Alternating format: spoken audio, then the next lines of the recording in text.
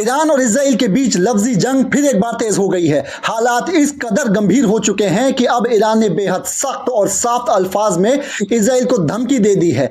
Iran ने कहा है कि अगर इजराइल ने दोबारा कोई गलती की, अगर ईरान पर दोबारा हमला किया गया तो इस बार ईरान किसी तरह की जंगबंदी या सीजफायर के लिए तैयार नहीं होगा, बल्कि एक ताकतवर और निर्णायक जवाब देगा। ईरान ने अमेरिका का भी नाम लिया और साफ चेतावनी दी है कि अगर अमेरिका ने इजराइल का साथ दिया या किसी भी किस्म की साजिश ईरान के खिलाफ रची गई तो ईरान हमले का जवाब देने के लिए पूरी तरह से तैयार है।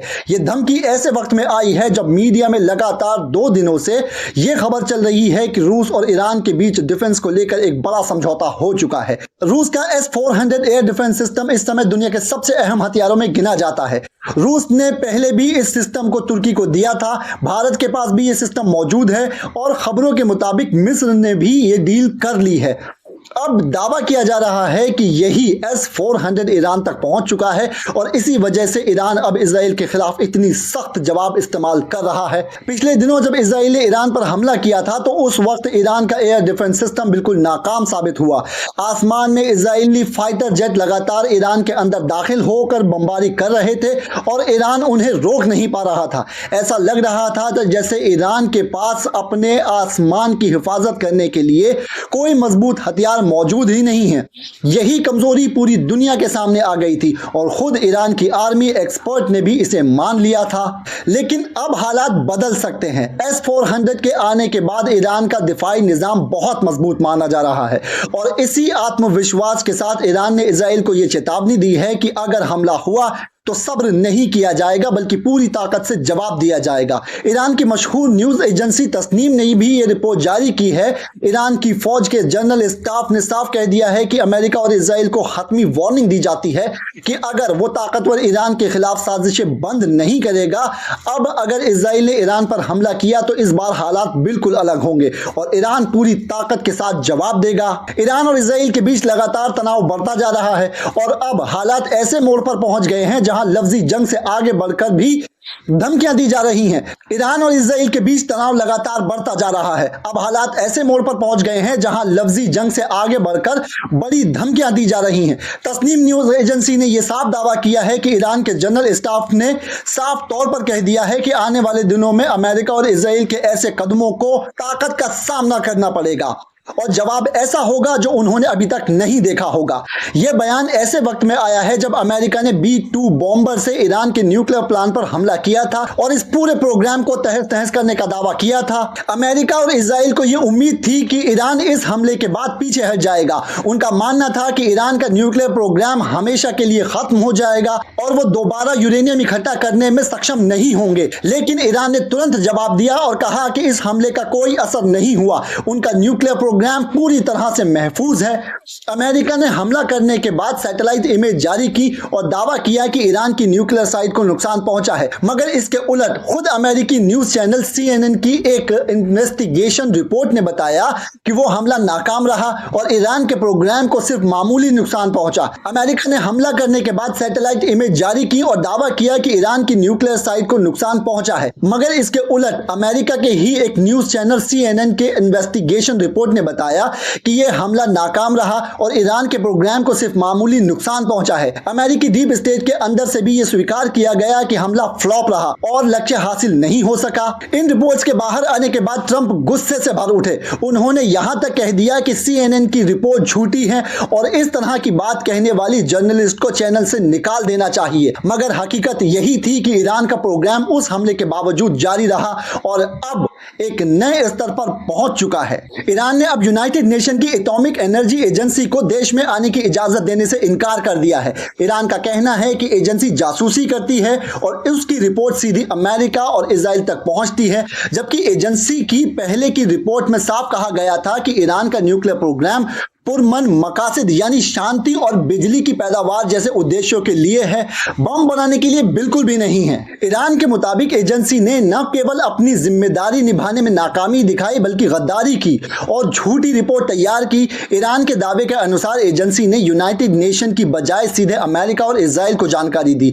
इसी जानकारी के आधार पर इजराइल ने हमला किया और उसके बाद अचानक एजेंसी की रिपोर्ट बदल गई। ईरान का यह भी कहना है कि अमेरिका की कई अन्य एजेंसियां और रक्षा विभाग के अंदर से आई रिपोर्ट्स भी इस बात की पुष्टि करती हैं कि ईरान का प्रोग्राम पूरी तरह शांतिपूर्ण मकसद के लिए है, लेकिन इजराइल ने खतरे का हवाला देते हुए हमला कर दिया।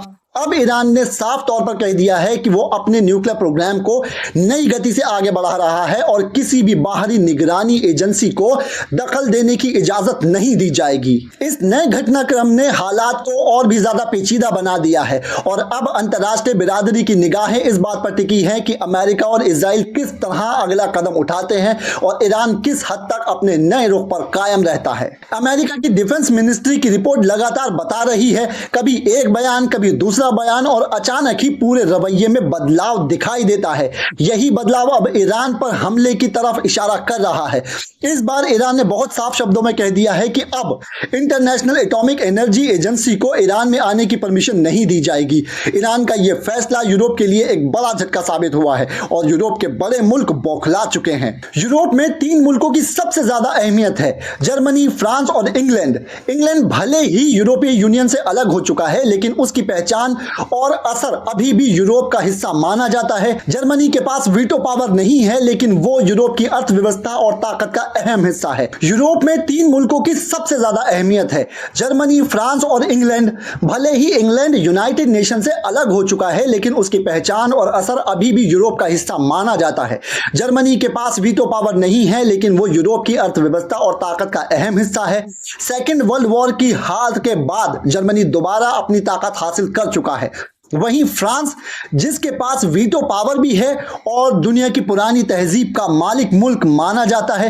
दिलचस्प बात यह है कि खुद अमेरिका में जो लोग सत्ता में होते हैं उनमें से कई फ्रांसीसी नस्ल से जुड़े हुए हैं। इसी वजह से फ्रांस, इंग्लैंड और जर्मनी ने मिलकर ईरान को धमकी दी थी, अगर उसने इंटरनेशनल एजेंसी को निगरानी की इजाजत नहीं दी तो उस पर और ज्यादा पाबंदियां लगाई जाएंगी। मगर ईरान ने सख्त जवाब दिया और कहा कि जितनी पाबंदी लगानी है लगा लो, हम उनसे डरने वाले नहीं हैं। यही रवैया है जो अमेरिका और इजराइल को बेचैन कर रहा है।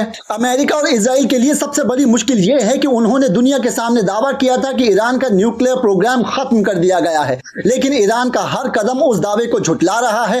अगर ईरान खुले तौर पर अपनी परमाणु गतिविधियों को जारी रखता है तो अमेरिका और इजराइल की अपनी जनता ही उन्हें गलत ठहराएगी। यही वजह है कि बार बार ईरान को धमकी दी जा रही है, मगर इस बार ईरान ने ऐलान कर दिया है कि उसने पूरी तैयारी कर ली है और पहले की तरह अब वो पीछे हटने वाला नहीं है।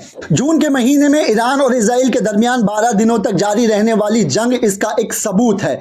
उस जंग में भले ही आसमान पर इजराइल का दबदबा रहा हो, लेकिन जमीन पर ईरान की मिसाइलों ने इजराइल को घुटनों पर ला दिया था। ईरान की बैलिस्टिक मिसाइल, खैबर मिसाइल और सिजील मिसाइल ने जिस तरह तबाही मचाई थी, उसने इजराइल को अरबों डॉलर का नुकसान पहुंचाया। इजराइल के 15 बड़े इलाके तहस नहस हो गए। सोशल मीडिया पर वायरल तस्वीरों ने दुनिया को दिखा दिया कि यह गाजा नहीं है बल्कि इजराइल है। ये हाइफा नहीं है, ये इजराइल के तारीखी शहर हैं जो अब खंडर बन चुके हैं।